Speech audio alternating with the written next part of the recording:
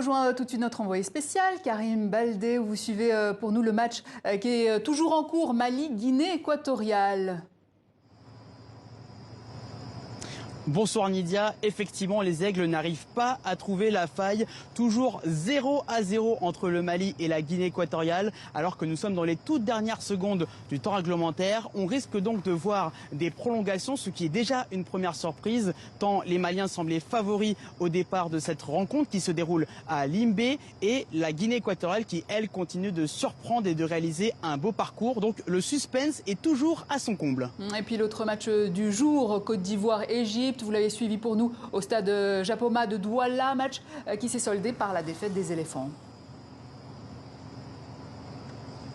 Et oui, cruelle désillusion pour les éléphants de Côte d'Ivoire. On l'a vu lorsque les joueurs étaient assis, couchés, même à l'issue de cette cruelle séance de tir au but. Il y avait eu 0-0 à l'issue des 120 minutes, donc du temps réglementaire, puis de la prolongation entre les deux équipes dans un match plutôt fermé, on peut le dire. Et lors de cette séance de tir au but, c'est le malheureux Eric Bailly qui a manqué le seul tir au but de la séance. Il faut dire que le défenseur avait réalisé une bonne rencontre, mais malheureusement, son tir au but a été complètement raté, on peut le dire. Résultat, l'Égypte passe en quart de finale et c'est donc la douche froide pour les hommes de Patrice Baumel. Je vous propose de l'écouter, c'était il y a quelques minutes. C'est un match fermé qui se joue à peu de choses sur les prolongations et puis les tirs au but, il y a une part de chance. Félicitations aux Pharaons qui continuent l'aventure. Et ce soir, j'ai pas grand-chose à reprocher aux garçons, si ce n'est d'avoir fait beaucoup d'efforts, d'avoir montré un beau visage sur toute la compétition. Et je suis fier des garçons ce soir. Et j'imagine évidemment la déception en Côte d'Ivoire.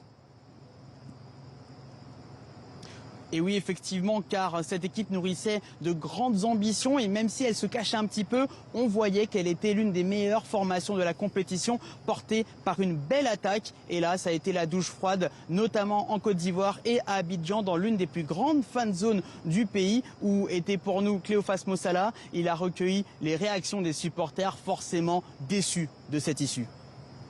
C'est une déception pourquoi? Parce que on était tellement contents de voir les Ivoiriens, tout ce qu'on a comme joueurs aller au tir au but. Je pense que c'est une déception. La Côte d'Ivoire a une belle équipe. On va mieux s'organiser. Elle va rentrer, l'équipe, elle va rentrer à Abidjan, s'organiser pour 2023 chez nous.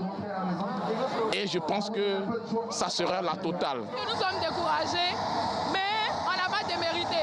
Franchement, ils ont joué avec le cœur. Nous sommes fiers d'eux. Nous sommes vraiment fiers d'eux. Ils n'ont pas démérité. On n'a juste pas gagné, mais ils ont bien joué.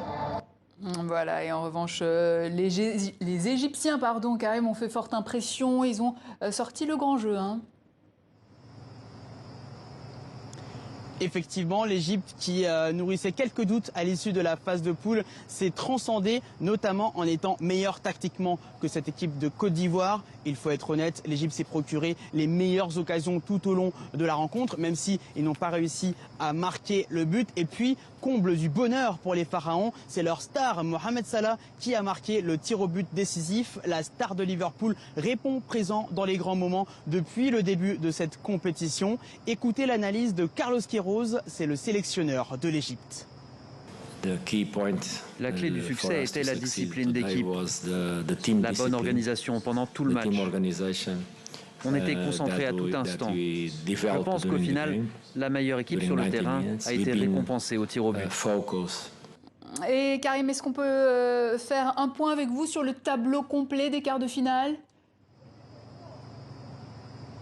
Bien sûr, avec plaisir. Ça commencera ici même à Douala avec la rencontre entre le Cameroun et la surprenante équipe de Gambie. Il y aura ensuite Burkina Faso-Tunisie, un duel 100% nord-africain entre le Maroc et l'Égypte, et puis le Sénégal qui affrontera le vainqueur du match en cours entre le Mali et la Guinée équatoriale. Un mot enfin des lieux de ces quarts de finale et des demi-finales, car il y a eu du changement. Ça se tramait quand même depuis quelques jours à la suite des incidents mortels au stade d'Olembe avec cette bousculade qui a causé la mort d'au moins 8 personnes. Le quart de finale prévu à Olembe entre le Maroc et l'Égypte aura lieu finalement au stade Amadou Ahidjo de Yaoundé. Et puis la pelouse de Japoma qui était tant décriée. Et bien finalement ce stade verra ses rencontres suivantes délocalisées. Ça commencera avec le match entre le Sénégal et le vainqueur de Mali-Guinée équatoriale. Ce match-là aura lieu au stade Amadou Ahidjo de Yaoundé.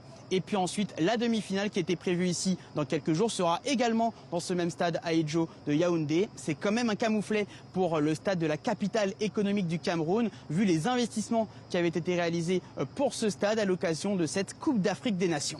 Merci Karim Baldé sur cette Coupe d'Afrique des Nations qui se déroule au Cameroun. Samuel Eto'o, président de la Fédération camerounaise de football, est revenu justement sur l'organisation de cette compétition. Lise-Laure Etia l'a interview de Samuel Eto'o à retrouver dans son intégralité sur notre site internet tv5monde.com.